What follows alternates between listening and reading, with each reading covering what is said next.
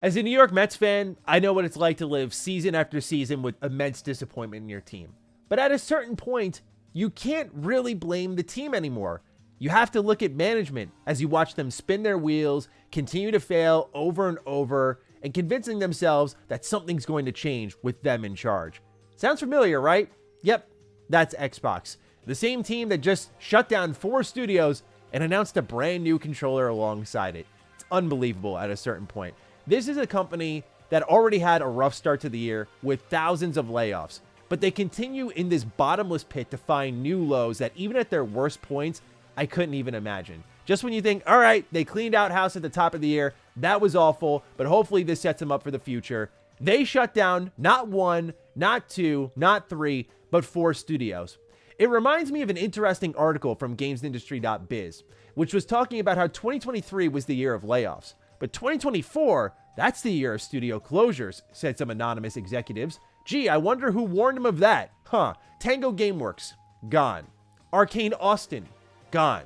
Roundhouse Studios, gone. Alpha Dog Games, gone. All 4 of these teams have been shut down via an email from Matt Booty. Naturally, I'm pissed off. I think that goes without saying. But more than anything, it's the immense disappointment I'm experiencing that is so powerful, it's almost unbearable. How do we get here? And more importantly, how do execs who continue to fail at their job continue to make people who make the things they want them to make pay the price? I'm talking about not just Xbox, but I look at Bungie, I look at all these companies where execs are making god-awful decisions and the people who make the things are paying the price. Make it make sense at a certain point in time. It's very apparent now that this company is moving toward a multi-platform strategy, leaning into very popular IP from Marvel, from Lucasfilms, from their own portfolio like Fallout, like Elder Scrolls, but puppeteering the whole thing like it's a part of the big plan. This is what they had laid out for them all along. And I'm not going to advocate for more studio shutdowns, but simply by logic alone, we need to take an honest look at this, okay? We have here Tango Gameworks, who made a phenomenal game that, according to Xbox executives, sold well enough and earned itself a port to other platforms to sell more copies. And eventually, I imagine, will be announced to be sold on Nintendo Switch. They get shut down. Okay, but then you have 343 with the Halo license, who gets to fuck around for not 1, not 2, but 3 times in a row and stumble out the gate with a live service title, but yet they come out clean? What is the focus here? What is the rationale here? It makes no sense if you look at their behavior in the past versus now. I know 343 got hit with layoffs, but by all intents and purposes, by Xbox's logic with how they approach Bethesda here, that team should have been fully shut down for being incompetent multiple releases in a row. It underlines a consistent mediocrity in Xbox and Microsoft's ability to identify talent. I'm sorry, again, I'm not advocating for letting 343 go, but they're a phenomenal example of Xbox keeping around the floundering, failing aspects of their business, just like their execs are currently, at the same time as getting rid of stuff that has a much higher ceiling than what they're currently holding on to. I'm sorry, was it a part of your plan to shadow drop your best game of 2023, and when it didn't get the sales you wanted, you shut the whole team down? Was that your big galaxy brain plan? This is going to give this studio the best chance to survive? Brilliant. Fucking brilliant. So this article that announced this information was originally at IGN. We're going to go through it, and I'm going to talk bit by bit on the impact of all these studios being lost. It's not just about the games, but the message that Xbox is sending to its other developers at this point in time. So let's get to reading. IGN writes, Microsoft has closed a number of Bethesda studios, including Redfall maker Arcane Austin, Hi-Fi Rush, and the Evil Within developer Tango Gameworks, and more in devastating cuts at Bethesda, IGN can confirm. Alpha Dog Games, maker of mobile game Mighty Doom, will also close. Roundhouse Games will be absorbed by Elder Scrolls Online developer ZeniMax Online Studios. Microsoft's currently valued at over $3 trillion did not say how many staff will lose their jobs, but significant layoffs are inevitable. IGN has asked Bethesda for comment. Microsoft declined to expand further when contacted by IGN. This information was subsequently confirmed by each of these individual studios. Starting off with Alpha Dog, they posted on their Twitter account, today it was announced that Alpha Dog Games will close and that development on Mighty Doom has come to an end. As our servers will be shutting down on August 7th, we have stopped players' ability to purchase any additional in-game currency. Thank you to everyone that spent time in Mighty Doom. layoffs in general are tough for a specific reason. It's not just, oh, people lost their jobs, because much of the energy that receives is, well, tough shit, go find a new job somewhere else. The problem is that you want to nurture new talent. Who the hell wants to work in this industry when no one has job security?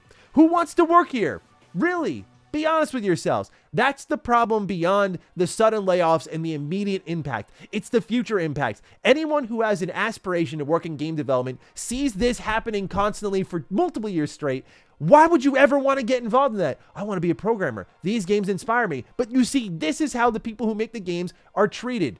That's the problem. That's what so many people just aren't seeing. It's not just, oh, shucks, someone's life is impacted. That's horrible on its own. It's about the future of the industry. We are in such a now state of mind. No one is considering the preservation, not just of software, which I've talked about extensively over on Retro Rebound. No one's considering the preservation of talent.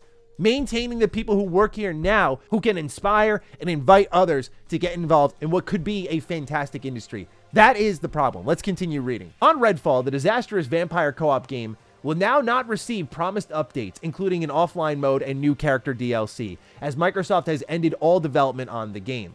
Microsoft said Redfall will remain online to play, and it will provide a make-good offer for those who bought the Hero DLC. Arkane Leon, which is working on Marvel's Blade, survives the cull, as does Bethesda Game Studios, Fallout, Elder Scrolls Starfield, and Machine Games, Indiana Jones and the Great Circle. Doom developer id Software is also unaffected. This was then confirmed over on a statement from Arcane Austin, where they say today it was announced that Arcane Austin will close and development will not continue on Redfall. To everyone that has supported the work from our Austin studio over the years, thank you. Thank you for spending time in our worlds and making them your own. Arkane Leon will continue their focus on immersive experiences where they are hard at work at their upcoming project. Redfall players who purchased the Hero Pass as part of the Premium Bite Back Edition or the Premium Bite Back Upgrade will be eligible to receive the value of the upgrade.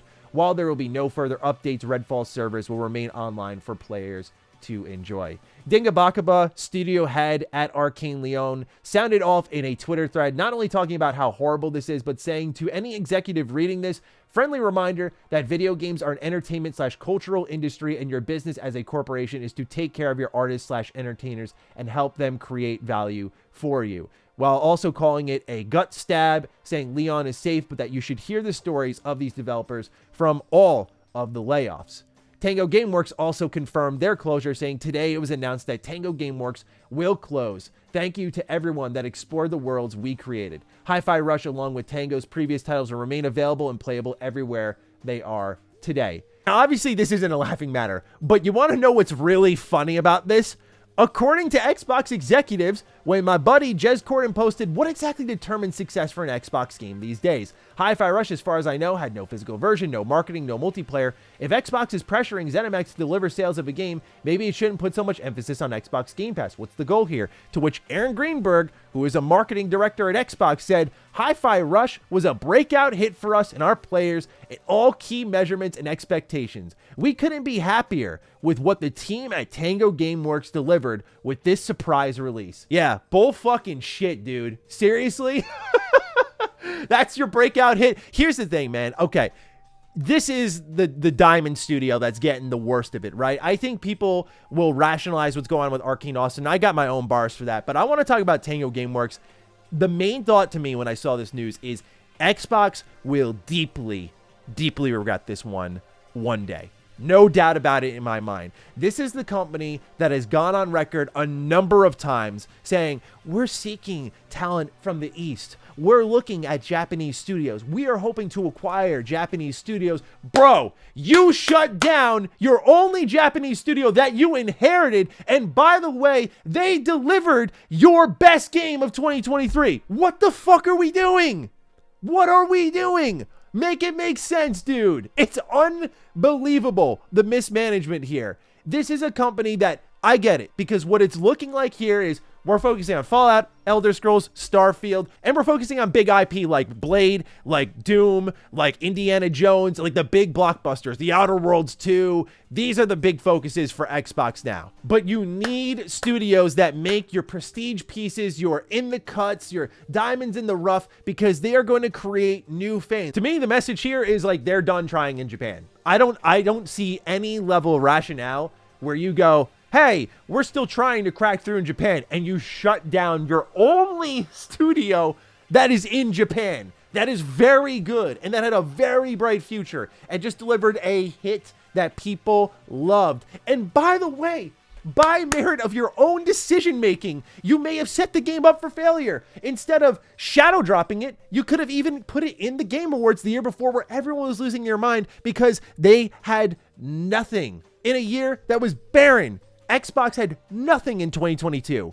You could have actually set this game up for a better fate, potentially. Again, this is what I'm talking about with the failing upward in this industry. I've talked about it with writing, especially when I talk about Gotham Knights, and here with management, Xbox, Bungie, some of the best examples. Just watch and learn. I want to talk about Arcane Austin now, because this is a really interesting one in that I see most people kind of shrugging their shoulders and going, yeah, Redfall was a pretty disastrous launch, like lowest rated Xbox game. And then you see Matt Booty say something like, right now, we're not thinking about closing out Arcane Austin, only for not even a year later to do that. But I digress.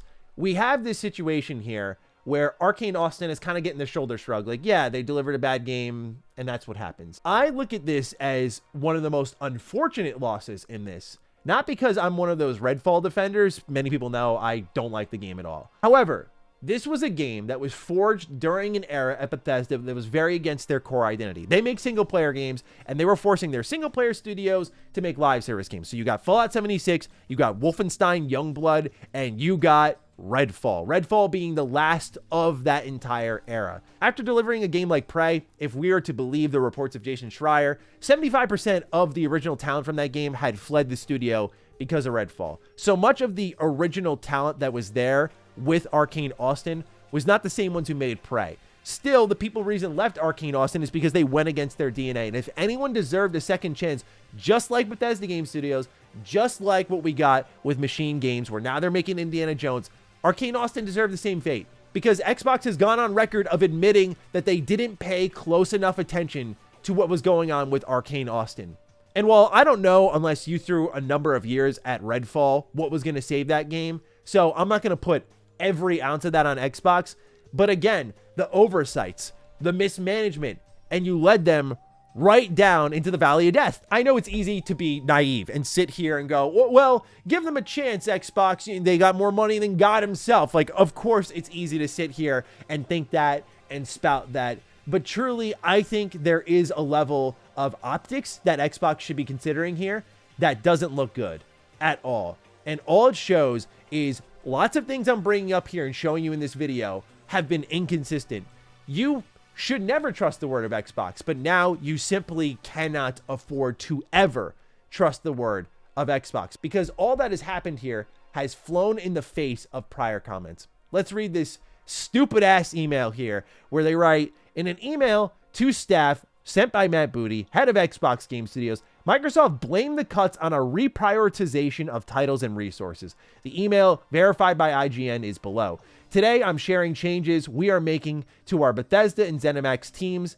These changes are grounded in prioritizing high-impact titles and further investing in Bethesda's portfolio of blockbuster games and beloved worlds, which you have nurtured over many decades. To double down on these franchises and invest to build new ones requires us to look across the business to identify the opportunities that are best positioned for success. This reprioritization of titles and resources means a few teams will be realigned to others and that some of our colleagues will be leaving us. Arcane Austin, this studio will close, with some members of the team joining other studios to work on projects across Bethesda. Arcane Austin has a history of making impactful and innovative games, and it is a pedigree that everyone should be proud of. Redfall's previous update will be its last as we end development for the game. The game and its servers will remain online for its players to enjoy and will provide make-good offers to players who purchase the Hero DLC. Alpha Dog Studios. This studio will also close. We appreciate the team's creativity in bringing Doom to new players. Mighty Doom will be sunset on August 7th, and we will be turning off the ability for players to make any purchases in the game. Tango Gameworks will also close. We are thankful for their contributions to Bethesda and players around the world. Hi-Fi Rush will be available to players on the platforms it is today. Roundhouse Games. The team at Roundhouse will be joining ZeniMax Online Studios. Roundhouse has played a key role in many of our recent game launches, and bringing them into ZeniMax Online Studios to work on the Elder Scrolls Online will mean we can do even more to grow the world that millions of players call home. Keep in mind, the rumor, and it was just a rumor, was that Roundhouse was working on a comic book game. of some kind, like a multiplayer comic book game. And now they're being sent to work on Elder Scrolls Online. And look, I love ESO. I really do. But what the fuck is this, man? This is also a support studio that helped these teams launch games, as mentioned in this email. And this just shows that Xbox is leaning heavily into their own QA, their own departments, which oftentimes are contracted. And we saw how that went with games like Halo. Oh boy, let's keep reading here. With this consolidation of our Bethesda studio teams so that we can invest more deeply in our portfolio of games and new IP, a small number of roles across select Bethesda publishing and corporate teams will also be eliminated. Those whose roles will be impacted will be notified today, and we ask that you please treat your departing colleagues with respect and compassion. We will provide our full support to those who are impacted in today's notifications and through their transitions, including severance benefits informed by local laws. These changes are not only a reflection of the creativity and skill of the talented individuals at these teams or the risks they took to try new things. I acknowledge that these challenges are also disruptive to various support teams across ZeniMax and Bethesda that bring our games to market. We are making these tough decisions to create capacity to increase investment in other parts of our portfolio and focus on our priority games. Bethesda remains one of the key pillars of Xbox with a strong portfolio of amazing games and thriving communities. As we look to the future, there is an impressive lineup of games on the horizon. In 2024 alone, we have Starfield Shattered Space, Fallout 76 Skyline Valley, Indiana Jones and the Great Circle, and the Elder Scrolls Online Golden Road. As we align our plans and resources to best set ourselves up for success in this complex and changing industry, our teams across Arkane Lyon, Bethesda Game Studios, id Software, Machine Games, ZeniMax Online Studios, and Bethesda Publishing and corporate teams will be well positioned to build new IP, explore new game concepts, and expand on our existing franchises. Okay, so the email's done now. That's all we've got. How does Matty read this one? This says to me, more Fallout, more Elder Scrolls. We're not taking chances anymore. We're not doing Redfall 2. We're not doing another Arcane Austin new IP. We're not doing Hi-Fi Rush 2 when Hi-Fi Rush 1 didn't blow us out of the water. We're not doing The Evil Within 3. We want more of these big budget franchises. And in a sense, some may find that to be the silver lining if that is the case. But again, it goes back to what I just said earlier about trust being gone.